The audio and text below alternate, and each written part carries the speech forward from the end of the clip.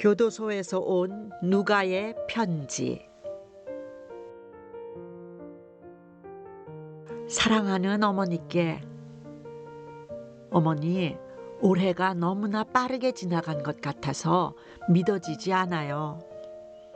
곰곰이 생각해 보니 어머니와 함께여서 시간이 정말 빠르게 흘러간 것 같아요. 어머니 생각하고 어머니의 편지를 기다리고 어머니와의 만남을 기다리고 올 한 해는 온전히 어머니와 함께 해서 너무나 기쁘고 행복했어요. 내년에도 내후년에도 10년 후에도 20년 후에도 30년 후에도 저와 함께 해주세요. 시작과 끝을 비록 이곳에 갇혀 있지만 몸만 갇혀 있고 마음은 갇혀 있지 않은 것 같아요. 하나님의 사랑과 어머니와 많은 분들 사랑 덕분입니다. 이곳을 즐겁고 행복하고 감사한 마음으로 보낼 수 있게 해주셔서 감사해요. 지금처럼 늘 저와 함께 하시는 분들을 생각하면서 즐겁게 지내겠습니다. 오늘 김 집사님과 함 집사님께서 화상면회 오셨어요. 연말이라서 많이 바쁘실 텐데 귀한 시간을 내주셔서 얼마나 감사한지요. 15분이라는 짧은 시간이었지만 많은 이야기를 나누었어요. 가장 기억에 남는 이야기는 23일에 모임을 가지셨는데 제 이야기를 하면서 함께 했으면 좋았겠다 생각하셨고 나중에 함께 하자는 이야기를 해주셔서 행복했어요. 어머니와 이모님과 집사님들을 통해서 하나님 안에서 같은 방향을 보면서 함께하는 관계가 얼마나 행복한 일인지 아주 깊게 깨닫고 있어요. 관계의 행복을 알게 되어서 너무나 감사하고 저 역시 누군가에게 관계의 행복이 무엇인지 알려주면 좋겠어요.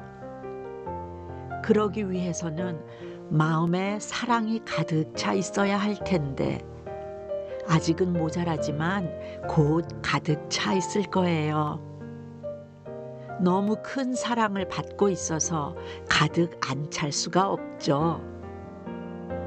이곳에 있음에도 사랑을 부어주시고 관계의 소중함과 행복을 깨닫게 해주신 하나님께 감사드립니다. 너무 큰 고난과 너무 큰 사랑을 주시는 것을 보니 저를 정말 큰 일에 주님의 도구로 쓰려고 하시나 봐요. 주님의 종으로서 주님께서 원하시는 대로 사용하시길 바랍니다. 오늘 정말 바쁜 하루를 보냈어요. 반찬조가 7명인데 1명은 밥과 국을 만드는 조로 변경되었고 1명은 직업훈련 교육을 받으러 원주로 이송되어 갔어요. 그래서 5명이서 일을 하는데 저는 매일 음식을 만들고 쉬었었는데 오늘은 휴식 없이 일했어요. 이야기를 들어보니 반찬조로 누구를 뽑을지 생각 중이어서 당분간은 5명이 일한다고 해요. 그래서 당분간 바쁘게 지낼 것 같아요. 그래도 감사한 것은 반찬조로 1명이 오게 되면 막내에서 벗어나게 되어요. 반찬조에서 3월까지는 막내 생활을 할 줄 알았는데 금방 막내 생활 벗어날 것 같아요.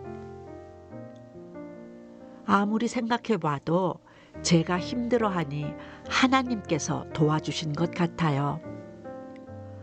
감사하면서도 한편으로는 죄송해요. 주님의 자녀로서 어떤 일이든 감사한 마음으로 즐겁게 일했어야 했는데 힘들어 했으니까요. 어머니께 말씀 들은 후에는 정말 좋은 마음과 좋은 생각으로 일을 하고 있는데 그 전에 힘든 마음을 아시고 도와주신 것 같아요. 언제가 될지는 모르겠지만 반찬조로 누군가 오면 저처럼 힘들어하지 않도록 제가 옆에서 잘 도와주도록 하겠습니다. 죄인 중에 괴수인 저를 위한 하나님의 인내와 사랑을 생각하면서 다른 사람들을 바라보겠습니다. 비록 조금 더 바빠졌지만 다시 편안하고 감사한 마음으로 일을 하고 있으니 제 걱정은 하지 마세요. 다른 것 생각하지 않고 음식 만드는 것 열심히 배우고 자신감이 붙어서 사회로 돌아가면 많은 음식을 만들어서 어머니를 기쁘게 해드리겠습니다. 그날을 위해서 파이팅!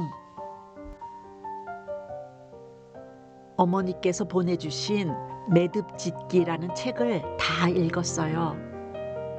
좋은 말씀도 많았고 배울 부분도 많았어요.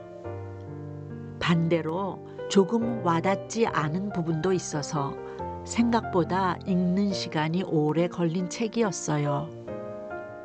참된 신앙이란 자기 중심의 삶을 포기, 두 손을 들어 자기 삶의 축을 완전히 주님께 의탁하는 것임. 우리는 우리의 욕망을 위해 주님을 이리저리 끌고 다니려 하지 않는가? 이 말씀을 통해서 욕망을 위해 주님을 이리저리 끌고 다니는 것이 무엇인지 생각해 봤어요.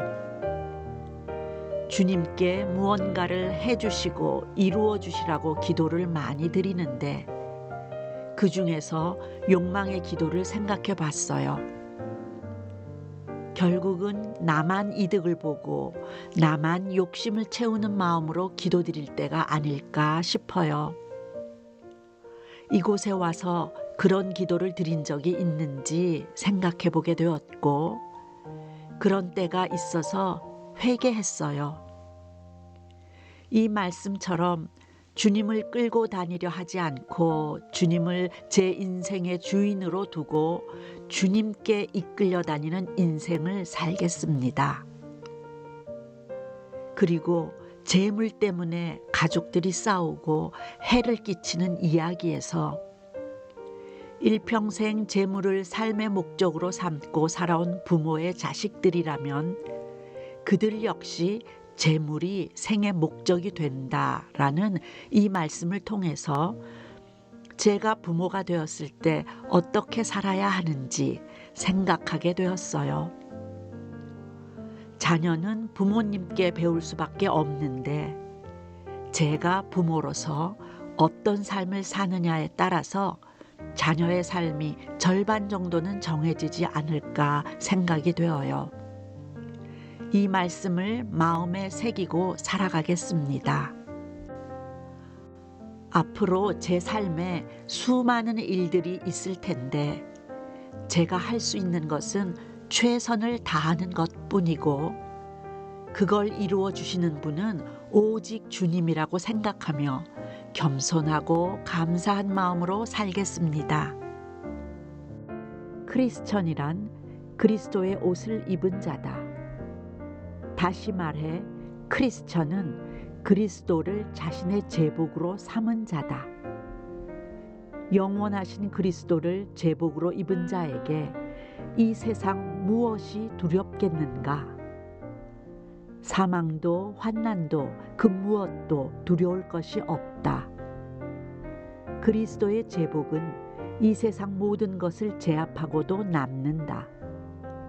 그러나 모든 제복에는 특권과 동시에 책임과 의무가 부여된다. 어머니, 열심히 배우고 따라가겠습니다.